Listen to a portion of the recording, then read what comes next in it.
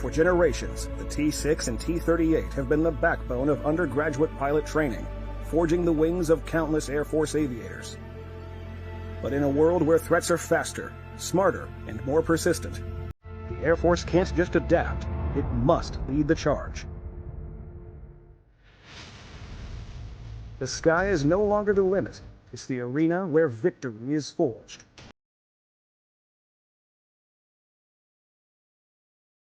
Today, Air Education and Training Command is not just welcoming the first T-7A Red Hawk, but ushering in a new era of pilot training. One utilizing cutting-edge technology to achieve unparalleled pilot proficiency and readiness, and decisive air dominance. In a world of evolving threats, every second counts. The future of Air Force pilot training starts right now. Also trailblazing Tuskegee Airmen, who broke barriers and set the standard for excellence during World War II. And aircraft also propels the future of undergraduate pilot training into a new era. Early last month, the T-7A began its journey. Tail number APT-05 took off from the Boeing facility in St. Louis, Missouri, taking pit stops at two of the aircraft's future destinations, Vance Air Force Base in Enid, Oklahoma, and Shepherd Air Force Base in Wichita Falls, Texas, and finally arriving here December 5th, landing at Joint Base San Antonio Randolph, marking really a pivotal moment.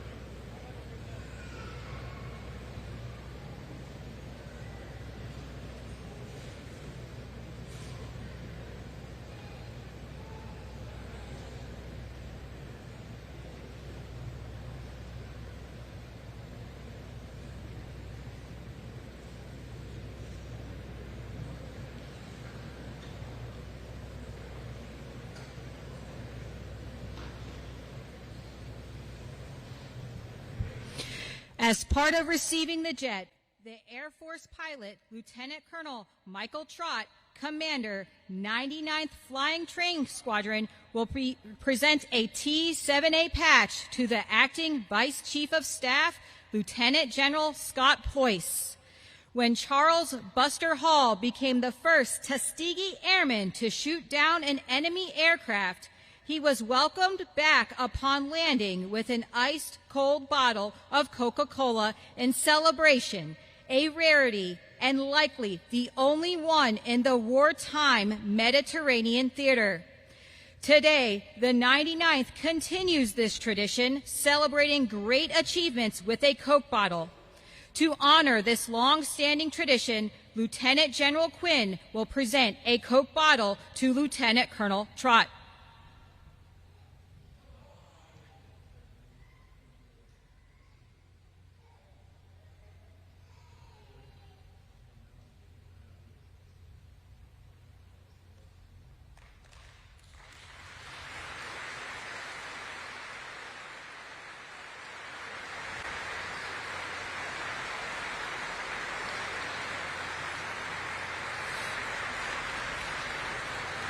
Please stand for the arrival of the official party, playing of musical honors, and the national anthem.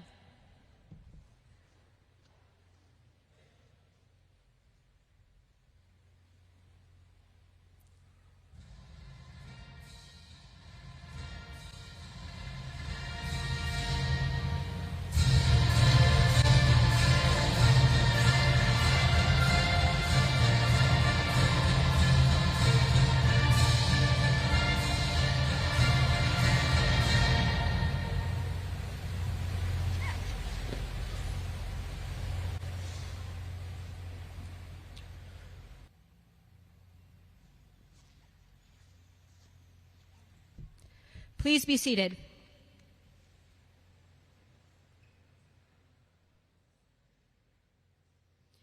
It is my distinct pleasure to introduce our distinguished guests.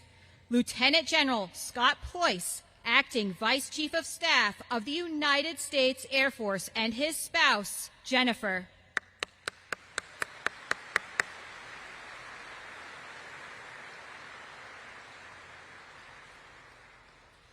Lieutenant General Clark Quinn, Commander, Air Education and Training Commands.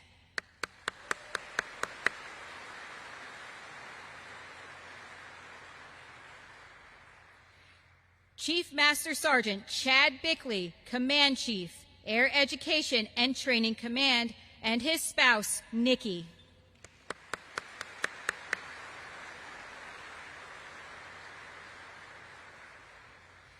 Mr. Daniel Gillian, Vice President, Boeing Air Defense.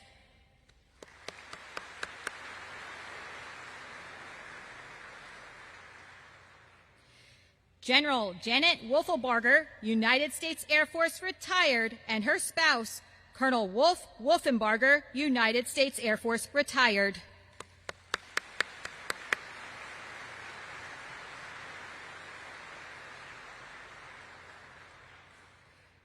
Mr. Tom Maxwell, Mayor of Universal City, and his spouse, Cheryl.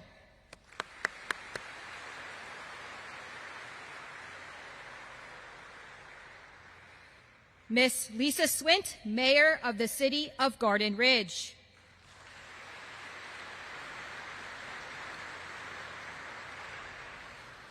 Mr. Al Suarez, Mayor of the City of Converse.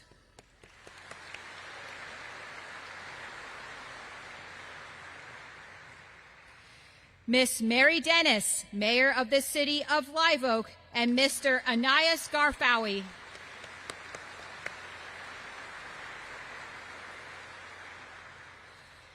Mr. Diego Morales Ferrari and Mr. Ramondo Salinas from the office of Joaquin Castro.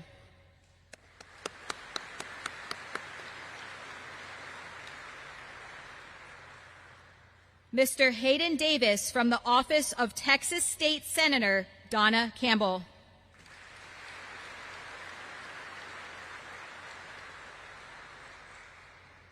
Although time does not permit us To introduce all of our distinguished guests, we extend a warm welcome to all general officers, industry partners, community leaders, commanders, directors, and command chiefs and families.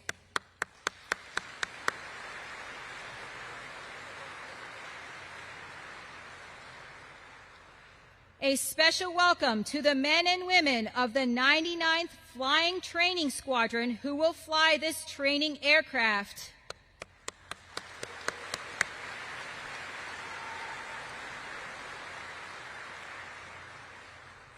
And the men and women of the 12th Maintenance Group who will maintain the aircraft. We are glad to have you here with us today.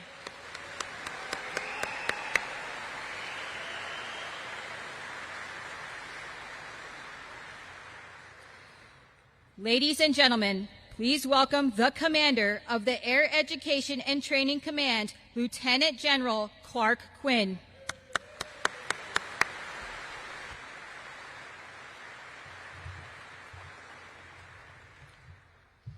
All right, good afternoon. It is a full house, and that's great to see. And I think you can actually see the weather slowly improving throughout me talking.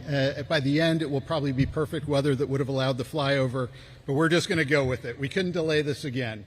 So airmen, guests, teammates, thank you for joining us today to help celebrate not just the arrival of an aircraft, but an evolution in training for the United States Air Force pilots. I'll start by thanking all of those that put this event together. Events like this don't just happen overnight. There is and has been a lot of work that went into putting this together. I cannot name you all. I've already, some of you have been throughout the Surrey rides all day today. You know the effort that's gone into it, and all of those behind the scenes that set up this hangar and made it happen. I'd just like to stop, pause, and give them a round of applause.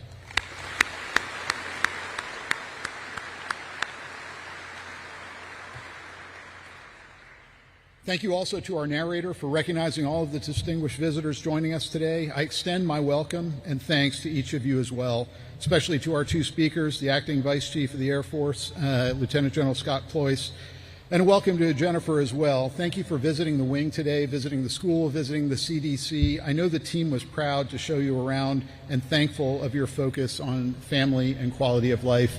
And to the Boeing Vice President, as already been introduced, thank you, Dan, for joining us today. This day has been a long time coming, and I'm not referring to the 34 days since I canceled the previous arrival ceremony due to weather, and I'm not just referring to the last few years since the T-7 was selected as the Air Force's next advanced jet trainer. It's been a much longer wait than that.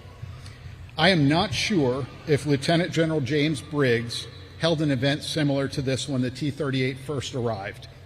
If Lieutenant General Briggs does not immediately resonate as a recent commander within the Air Force, that's because the year was 1961. That is the last time that the United States Air Force welcomed an advanced jet trainer into its fleet, 1961. Much has changed in the last 7 decades, from the character of war to the technology of aircraft to the advanced threats that we face.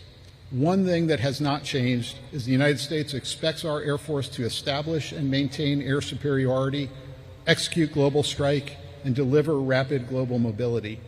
This aircraft will help ensure we continue to excel in those missions and many more. Our Air Force has many proud legacies, several of which date back to prior to the Air Force being an independent service, and this aircraft is a testament to that. You've heard a little bit about it from our narrator. Today, we don't just receive an aircraft, we also honor our legacy, and with that legacy, we inherit a responsibility and a connection to the extraordinary airmen that came before us. The name Red Hawk is a deliberate choice to connect this aircraft to the Tuskegee Airmen and their iconic red-tailed airplanes. The 99th Flying Training Squadron, based here at Randolph, is the first to receive the Red Hawk, and the 99th carries its heritage all the way back to the 99th Pursuit Squadron, which was the first of the Tuskegee fighter squadrons. The Tuskegee Airmen proved their valor in combat and in many distinguished leadership roles in the Air Force in the years after. Unfortunately, we don't have any of the original Tuskegee Airmen with us here, But I'd like to recognize a few outstanding leaders that are with us, and I will apologize because I'm certain I'm going to miss a few outstanding leaders because I see more in the crowd than I have names on my sheet. But I would like to say a welcome to Mr. Leon Butler. He's the National President of Tuskegee Airmen, Inc. Mr. Butler is a United States Air Force Academy graduate with over 5,000 hours in numerous United States aircraft. I'd also like to welcome Mr. Rick Sinkfield. He's the San Antonio chapter president of that same Tuskegee Airmen, Inc. Mr. Sinkfield is also a retired airman as well, and he's joined by his wife, Dr. Carolyn Sinkfield. And last, but certainly not least, is Colonel Dick Tolliver, United States Air Force retired. He's a member of the Tuskegee University Air Force ROTC Hall of Fame. He's a weapons school graduate. He completed 2 tours in Southeast Asia, logging 863 combat hours and over 4,000 hours in multiple different fighters. He's joined today by his wife, Peggy. I would ask you all to join me in a round of applause for them.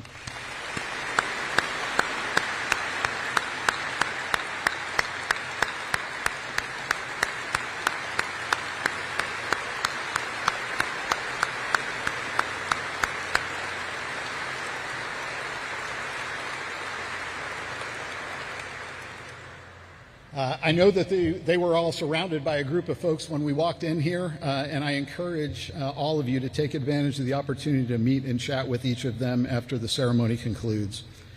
So today marks the beginning of a new chapter in the history of our Air Force and for Air Education and Training Command. For decades, we trained pilots on aircraft that were designed for a different era. The T-38 that the T-7 will replace has no doubt served us well. But for too long have we been using a second and third generation aircraft to produce fourth, fifth, and soon sixth generation pilots. In the 1960s, aircraft were difficult to fly, and their weapons were relatively simple to employ, and the T-38 was designed with that in mind. Today, the opposite is true. Aircraft are easier to fly, but mastering the complex information and weapon systems is the key skill our pilots must possess. And the T-7 is designed to do just that. Not only will it teach our pilots and combat systems officers to fly, but it adds the capability to emulate those advanced systems they will see in their operational aircraft. The T-7 represents our commitment to staying ahead of the curve and ensuring our Air Force remains the most dominant air power in the world. And while the T-7 undoubtedly raises the bar for our training, we must remember that technology is merely an instrument. The true strength of the Air Force lies not in its machines, but in its people.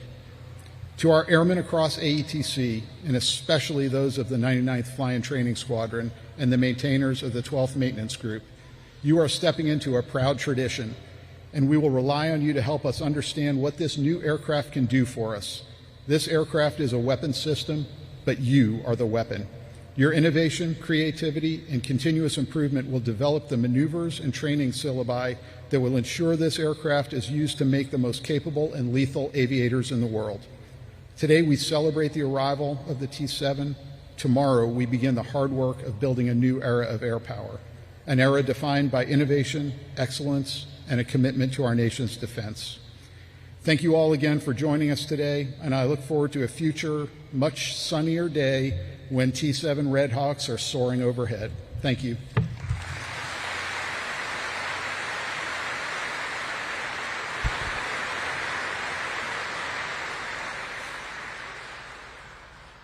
Thank you, General Quinn. Please welcome the Vice President of Boeing Air Defense, Mr. Daniel Gillian.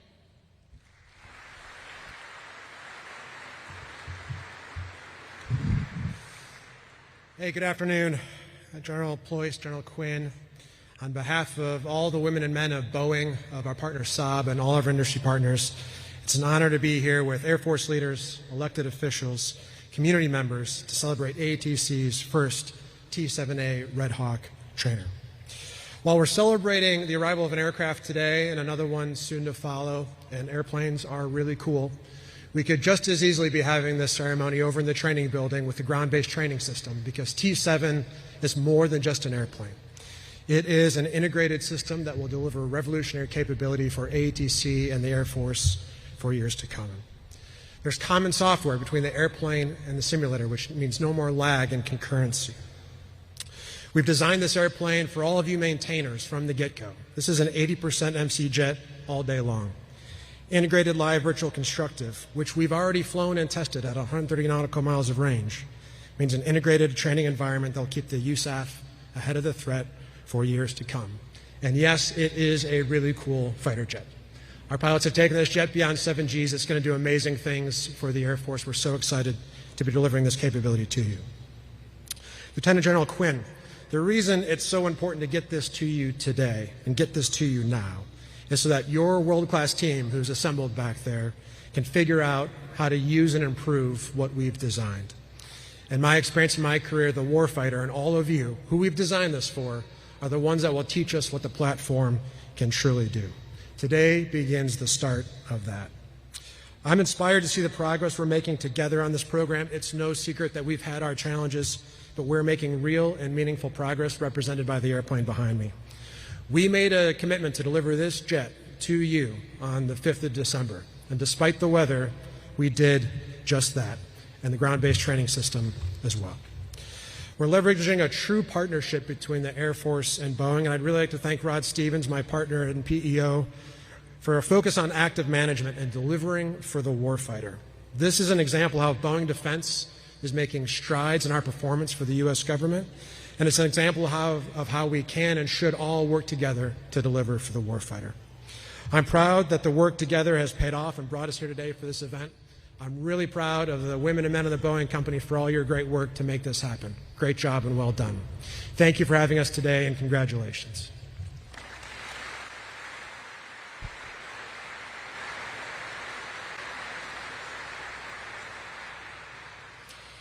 Thank you, Mr. Gillian.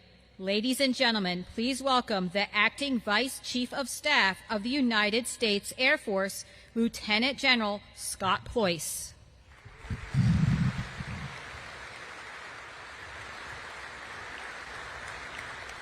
Well, good afternoon, everybody, and I would like to echo the warm welcome to all the civic leaders, retired general officers, members of the Boeing team, all of the people from Randolph, the 99th Squadron, the 12th Maintenance Squadron, but we are truly honored to have the representatives of the Tuskegee Airmen here today. It really means a lot. This is truly tying together the fabric of our Air Force, so thank you very much for joining us. Also, thank you to Boeing and Mr. Gillian for delivering the airplane. It has been an absolute wonder to watch as we've gone from clean sheet design all the way through to an airplane that's sitting at Randolph Air Force Base and is ready to start flying. You know, back in the 1980s, the United States Air Force made a decision based on geopolitical dynamics that we would never need to produce more than 1,000 pilots a year. And when that decision was codified when we closed Williams Air Force Base and Reese Air Force Base. We have now come into a new world. We have come into a new threat, and now we are tasked again to produce 1,500 pilots a year, and that is General Quinn's charge. What we are trying to do now is take innovation, take new technologies, and build better fighter pilots. General Quinn and the team at AETC have delivered on that, and for the first time ever since the 1980s, we are going to start producing 1,500 student pilots a year. The next generation of training is going to also require a brand new platform, and that is the T-7 Red Hawk. My own experience in the airplane is limited to the simulator. But that being said, it's an amazing airplane. I've talked to the people that have flown it. I've flown the airplane in the simulator myself. This is the airplane that we need to get us to the next level. Our 5th and 6th generation assets have different training needs, and the T-7 is the right training aircraft to get us there. I'm really excited on the fact that this is not just a slow, fast T-37, T-38, T-6, T-38 airplane. This airplane can do it all. We can pull at more Gs. We can go at higher angles of attack. It will allow our brand new student pilots to learn task management the way a 5th and 6th generation fighter pilot is being trained in the F-35, the F-22, and eventually the F-47. I'm also super impressed with the fact that the T-7 has operations at night, completely NVG compatible. Most of the missions that we do on an operational basis is done at night, and we have to train better at that, in that paradigm. Lastly, the digital design of the T-7 gives us an unbelievable opportunity. Imagine the ability for you, if you found out what training jet you were going to go to, we could mimic that in the display itself. The T-7 can deliver and meet our future needs. Finally, the T-7 also has proved one last thing, and that is that when we are allowed to move fast in the acquisition program, if we truly revolutionize the way we do acquisition in the U.S. military, we can get new assets faster into the hands of warfighters. We've partnered with industry over these past few years to make the platforms we need delivered on time so that we can win our nation's war. Over the next year, I'm very excited to see how Boeing, AETC, AFMC will continue to work together to refine the T-7 in developmental test so that we can get this in the hands of our instructor pilots, and more importantly, we can put brand new UPT students in it. Boeing, Saab, AFMC, the test community, 12th Fighter Training Wing, the 99th Fighter Training Squadron, and the 12th Maintenance Group, you have done a lot of work to get us here, and I can't thank you enough. To the 12th Training Wing, the 99th Flying Training Squadron, you also have done a lot of work. But more importantly, it is your job now to continue the heritage of the Tuskegee Airmen and that red tail. The nation needs us to hold and take the future. Take this new tool in the T-7 and make the Air Force ready to fly, fix, and fight our nation's wars. Thank you very much.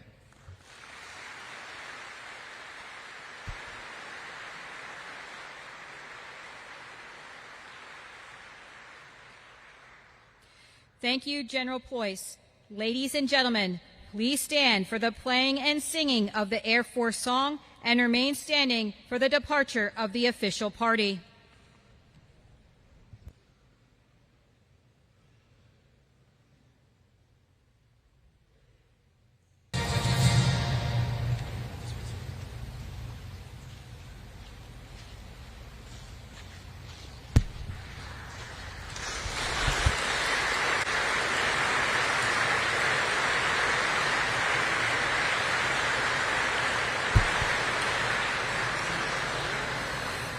This concludes today's ceremony. We invite everyone to come forward to view and tour our newest trainer aircraft, the T-7A Red Hawk.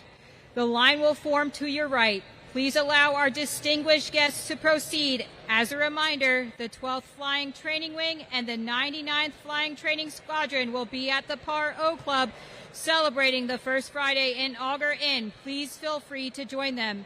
Thank you for attending today's ceremony and have a great day.